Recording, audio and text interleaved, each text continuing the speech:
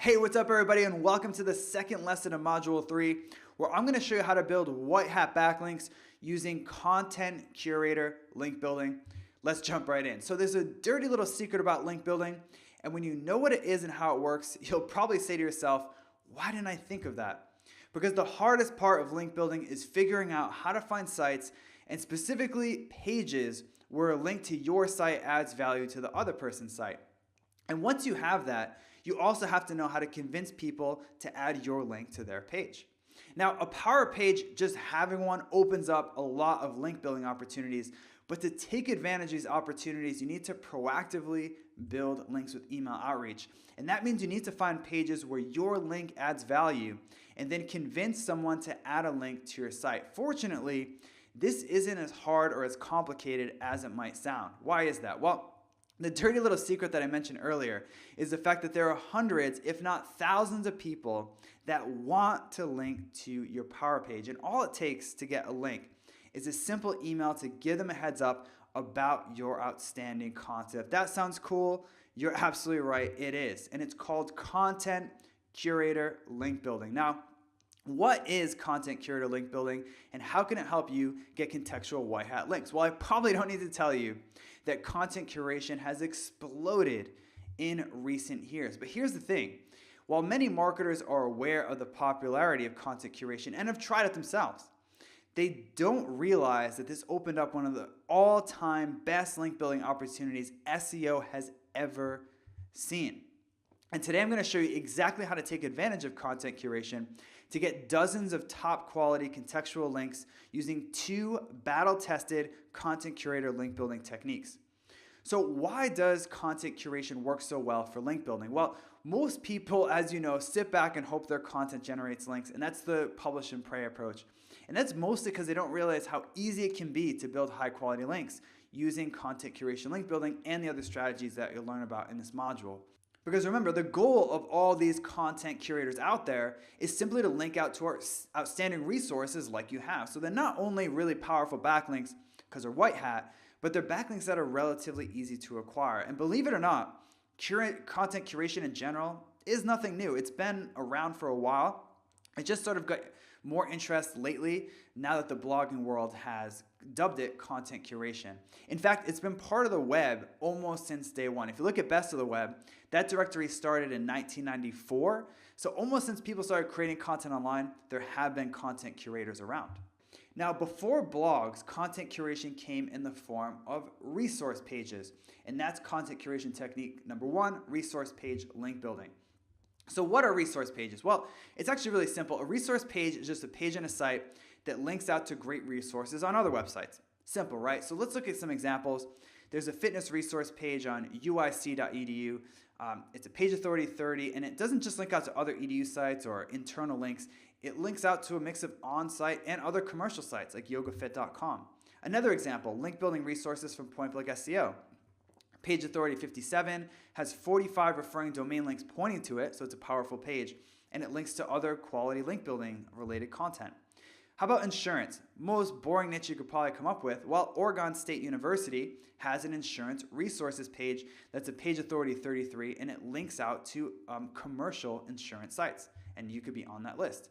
Now, make no mistake, there is a reason that I put resource page link building early in this module, and that's because it's just one of the fastest and easiest ways to get backlinks from high quality pages. And that's especially if you follow the step-by-step system that I'm going to walk you through. So with that, let's start the process. So step number one is to find niche relevant resource pages. Now, I have a very thorough list of search strings that you can use in the worksheet, but those are three of my favorites because they tend to bring up really good quality resource pages. Now, this is important.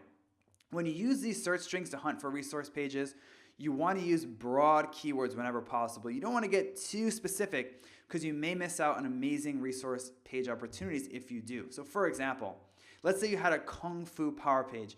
You could use Kung Fu as your keyword, but you want to go with the more general martial arts. So when I use martial arts plus in URL links, which is the search string that I showed you, I found dozens of high quality martial art related resource pages that also talked about Kung Fu.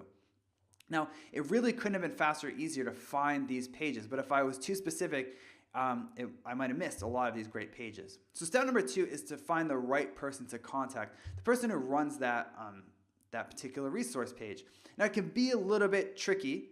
Sometimes it's straightforward, like if it's on an individual person's site, you know who to reach out to. But if it's part of a large institution, like an EDU site, it can be a little bit tricky.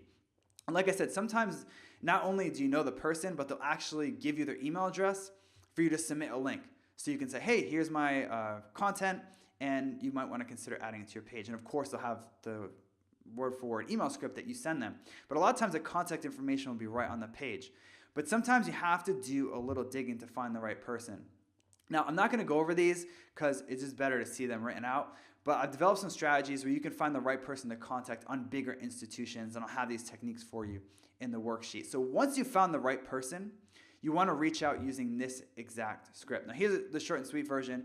Basically, any resource page that you reach out to, any person who runs a resource page, I should say, you basically want to say, I was looking for some topic, I came across your resource page, I just published something. It'd be great if you would mention it in your article or on your page, because it's just so, you don't really need to hard sell, because the point of the resource page is to link to resources like yours. So you only really need to get it in front of them and just make that little soft suggestion.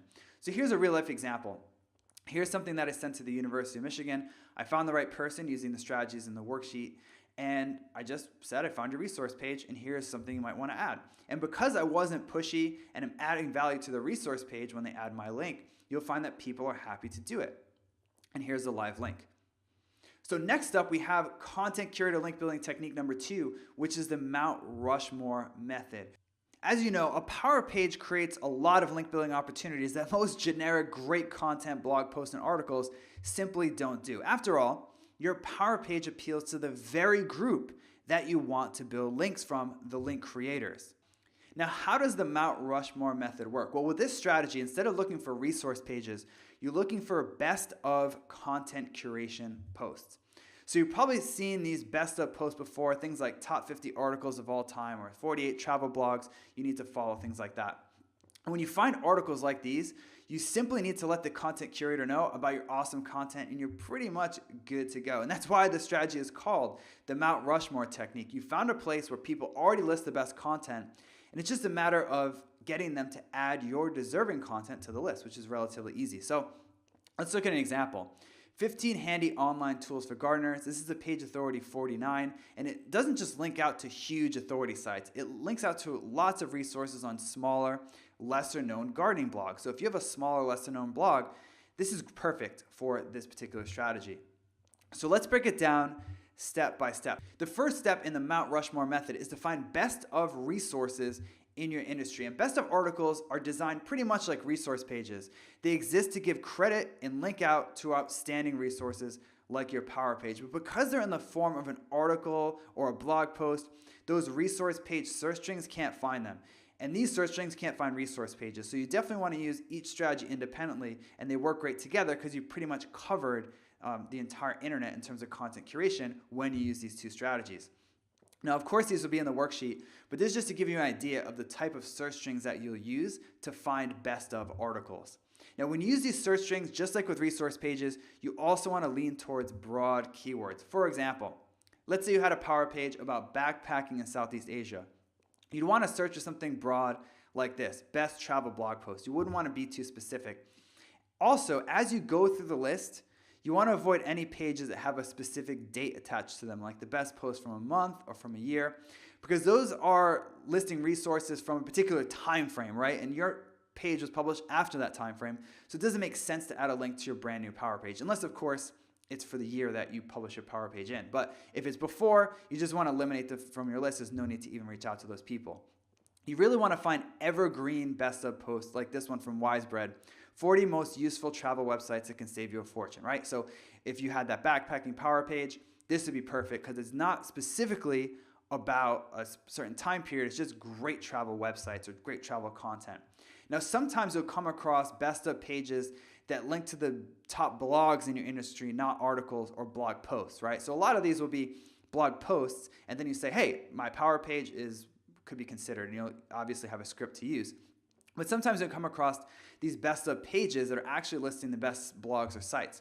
Now, if you feel like you deserve a spot on this list, you still want to reach out to them, even if you don't happen to have a well-known site In fact, in my experience, especially if you don't have a well-known site. Why is that? Well, bloggers curate these best blogs to follow lists to show off their knowledge of lesser known blogs. It's no fun to read a best blogs to follow if it's all blogs that people have heard of before, right? So they love to put these lesser known hidden gems in there. So if you publish a couple power pages, you are one of those hidden gems. So they're very excited and ready to feature a quality blog that's not as well known. They just have to know about it. So you just have to suggest your site, and when they add you, you're making their list better because you're a hidden gem. So step number 2 is to reach out and pitch your power page or site, depending on the type of best of content that you found. Now again, I'll have the full script, but basically here's the gist. You came across their list, you publish a post that's similar, might make a nice addition to your list. Again, you don't need a soft sell here, simply because you're doing them a favor, and you'll find that people thank you for reaching out to them. Now, once you send off your emails, you're good to go. So if you're ready to get started with content curation link building, you probably already know what time it is. It's worksheet time. So download the worksheet below this video, and I'll see you in the next lesson.